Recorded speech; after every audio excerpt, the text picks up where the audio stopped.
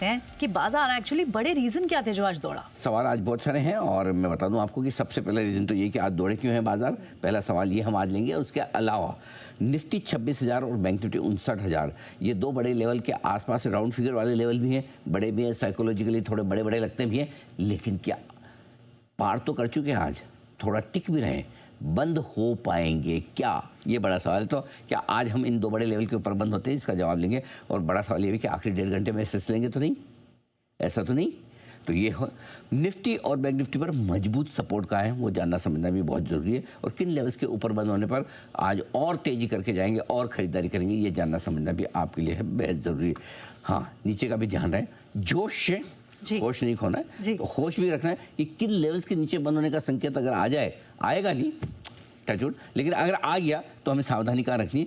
और आईटी शेयरों में क्या हो गया भाई, आज ऐसा गजब क्या तेजी हुई है, 2% की तेजी आईटी इंडेक्स में, इनके लिए क्या बदला है, जरा मूड माहौल समझेंगे इसको भी। चलिए, तो अब सर फिर एक एक करके सवाल ले लेते हैं। तो पहला तो ये कि बाजार आज दौड़े क्या, क्या बड़ा वजह क्या थे? बहुत बढ़िया सवाल है और इस बहुत बढ़िया सवाल का जवाब ये है, पता नहीं।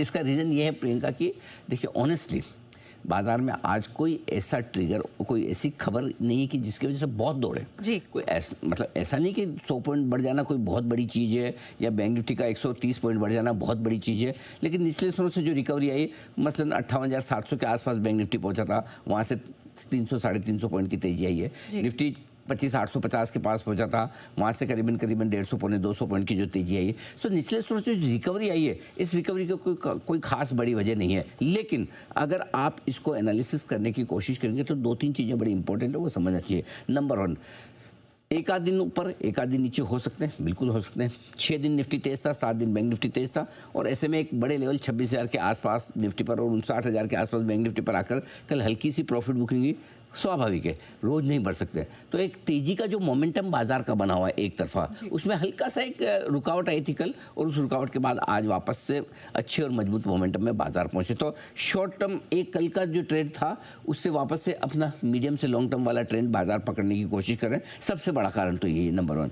नंबर 2, अब इसको मोमेंटम को पकड़ने के लिए कुछ तो चाहिए ना, लीडरशिप कौन पकड़ेगा जी। तो पकड़ने के लिए आज सहारा दिया है आपके आईटी शेयरों ने। आईटी इंडेक्स जो 2% की मजबूती के साथ, और कल सुबह हम बात कर भी रहे थे जब हमने डिस्कशन किया एआई डेटा में, तब हमने कहा था कि एआई का रिवर्स ट्रेड का फ़ायदा भारतीय आईटी कंपनियों को मिला है। देखिए पिछला 1 साल हमारी आईटी कंपनियों के लिए बहुत ख़राब रहा, क्योंकि अमेरिका की एआई कंपनियां जो आर्टिफिशियल इंटेलिजेंस में काम कर रही है, उन्होंने जमकर तेज़ी दिखाई, और भारतीय आईटी कंपनियां इसलिए दबी थी कि इनको तो एआई आता नहीं, इनका तो पता नहीं भविष्य में क्या होगा, सारे प्रोग्राम सॉफ्टवेयर कोडिंग सब ये एआई कर लेगा, इन सब इंजीनियरों की ज़रूरत पड़ेगी नहीं, इनके रेवेन्यू का क्या होगा, मरे पिटे थे बेचारे, और थोड़ी कमाई भी कम होगी। दोनों चीज़ ऐसी हुई कि हालत ख़राब थी। अब एक मार्केट में कल हम बात करते हैं, एक रिवर्स ट्रेड की बड़ी बात चल रही है, और वो रिवर्स ट्रेड ये है कि अगर अमेरिका में एआई कंपनियों की कमाई को लेकर, उनके भविष्य को लेकर, उनके वैल्यूएशन को लेकर क्वेश्चन मार्क उठेंगे, तो भारतीय आईटी कंपनी को उसको फ़ायदा मिलेगा, वो जोश आपको आता हुआ दिख रहा है। और आज 2% जो तेज़ी आईटी इंडेक्स में आई है, निफ्टी पूरा मजबूत उसी वजह से है, पूरा का पूरा वहीं से आता हुआ दिखा है। स्क्रीन देखकर तीसरी चीज़ जो, पहला मोमेंटम, दूसरा आईटी, तीसरी चीज़ है स्क्रीन। अल्टीमेटली स्क्रीन आपको कुछ ना कुछ कहती है। तो डे लो से डे हाई तक की यात्रा जो की है, वो ये साफ बता रही कि आज फिर से एफआईज की तरफ से बिकवाली का प्रेशर कम होना चाहिए। शॉर्ट कवरिंग भी हो सकती है, खरीदें अच्छी बात, ना खरीदें नहीं पता, लेकिन बिकवाली का प्रेशर जरूर आज आपको कम नजर आएगा, ये बात पक्की है। और एक और आखिरी बात वो ये, रिकॉर्ड तो बनेगा, बनकर रहेगा, आज बनेगा, जिसका कल हम सेलिब्रेशन करेंगे। डीआईएस की लगातार 58वें दिन खरीदारी का 57 आज रिकॉर्ड 2022 का हमने मैच कर लिया। कल सुबह जब डिस्कस करेंगे 8 बजे नए रिकॉर्ड के साथ। चलिए, तो अब सर इतने सारे रीज़न आपने जो बताए, इसको देख के तो लग रहा है कि बाजार टिके भी रहना चाहिए, पर अब बड़ा सवाल ये आ जाता है कि आखिरी घंटे में कहीं फिसल तो नहीं जाएंगे बाजार? देखो, ये आखिरी घंटे की प्रॉब्लम आखिरी घंटे की है। वो कई बार है ना, बीच में एक बार ऐसा एक रिसर्च हुई थी, और रिसर्च हुई थी भाई, जो ट्रेन चलती, ट्रेन में जब भी एक्सीडेंट होता है तो उसके आखिरी डब्बे में ना, उसमें नुकसान ज़्यादा होता है। तो किसी ने, समझदार आदमी ने सुझाव दिया, क्यों नहीं आखिरी डब्बा हटा ही दिया जाए। लेकिन प्रॉब्लम हमारे भी यही है, दिन भर तेजी रहती है, आखिरी घंटे में क्यों ना आखिरी घंटा हटा ही दिया जाए। अफसोस होंगे तो कोई और आखिरी घंटा बन जाएगा। तो प्रियंका जी, बात ऐसी है कि अगर बाजार को रुकना है तो रुकावट की रेंज है 26,100 जी। ठीक है, रुकना है तो इसी रेंज में रुकना है, नहीं तो नहीं रुकना है। हमारा फंडा बहुत क्लियर है, 26,100 ऊपर के 26,100 के ऊपर हम दिल खोल कर, खजाना खोल कर तेजी करेंगे। और सुबह भी आज मैं जब नेहा के साथ शो करा तो मैंने कहा इस बार 26,100 को पार करेंगे ना तो हम फिर 100-200 पॉइंट के लिए नहीं करेंगे। ऐसा नहीं कि 26,275 के लाइफ हाई पे गए रुक गए, इस बार करेंगे तो दम से करेंगे। फिर ये बाजार आपको 26,100 के ऊपर जब पार करेगा, देखो जिस लेवल को पार करने में जितनी मेहनत लगे, जितना समय लगे, जब पार करते तो उसका आनंद अपने वही है ना कि भाई आज आप किसी ऐसी खूबसूरत जगह, किसी पहाड़ पे, किसी ऐसे बर्फ वाली जगह हर रोज़ तो नहीं जा सकते, ज़िंदगी में 1-2 बार जाते हैं, बड़ी मुश्किल से वहाँ पहुँचते हैं। जब पहुँचते हैं तो उसका आनंद अलग ही होता है, मज़ा बहुत आता है। सो 26,100 इस बार इतने समय की मेहनत के बाद जब पार करेंगे बड़ा, तब 26,500-27,000 के पहले रुकेंगे नहीं, बड़ी तेज़ी बनेगी वहाँ से 26,100 के ऊपर। और इसलिए मैं उस लेवल का इंतज़ार कर रहा हूँ। और इस लेवल का क्यों इंतज़ार कर रहा हूँ, इसके लिए आपको सुबह के एआई डेटा में जाना पड़ेगा। आज सुबह एआई डेटा में हमने एक बहुत इंटरेस्टिंग रिसर्च की, और रिसर्च ये है प्रियंका कि पिछले 1 महीने में 8 बार ऐसा हुआ है कि निफ्टी 26,100 की रेंज में पहुंचा है, लेकिन ऊपर बंद नहीं हो पाया। बेस्ट क्लोजिंग आपको 26,053 की मिली पिछले 1 महीने में, लेकिन बंद होते होते या इंटरडे में हम वापस फिसल के 26,000 के नीचे आ जाते हैं। आज ये 9वीं बार हुआ है। We are lucky 9th time, 10th time, 11th time, I don't know.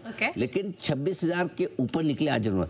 तो मेरा फंडा बहुत क्लियर है, मैं 26,100 के ऊपर बंद होने पर दिल खोल के तेजी करूंगा जी। और जब तक 26,000 के ऊपर नहीं होते तब तक आप 26,100 की रेंज में थोड़ा प्रॉफिट बुक कीजिए, वापस 25,800 25,900 आ जाए ले लीजिए, ट्रेड करना चाहते हैं तो। और बाकी इन्वेस्टर हैं तो आपको 26,100 के उतना भाव देने की ज़रूरत नहीं है। अल्टीमेटली वो भी टूटेगा, वो भी पार होगा, किसी न किसी दिन होगा, क्या पता आज ही हो जाए, आज भी हो जाए, चांस कम है, लेकिन हो जाए तो हो जाए। और दूसरा इससे ज़्यादा क्या पता कल बेड़ गैप से खुल जाए। आज अगर आप 26,000 के ऊपर बंद हो जाओ, कल सीधे ही आप 26,100 के ऊपर खुल जाओ तो जी।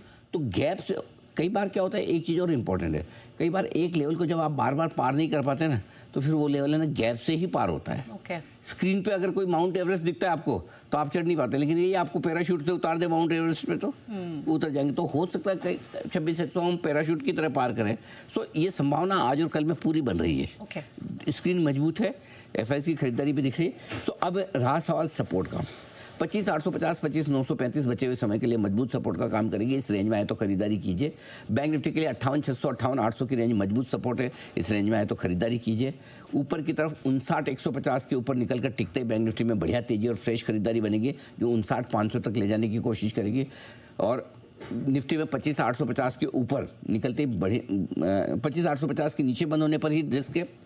बैंक निफ्टी में 58,500 के नीचे बंद होने पर इसके जो दूर दिख रहा है, हाँ अपसाइड बता सकता हूँ 26,050 के ऊपर निफ्टी अगर बंद होता है और बैंक निफ्टी 59,000 के ऊपर बंद होता है तो हम फ्रेश तेजी करके भी जाएंगे, कोई दिक्कत ही नहीं।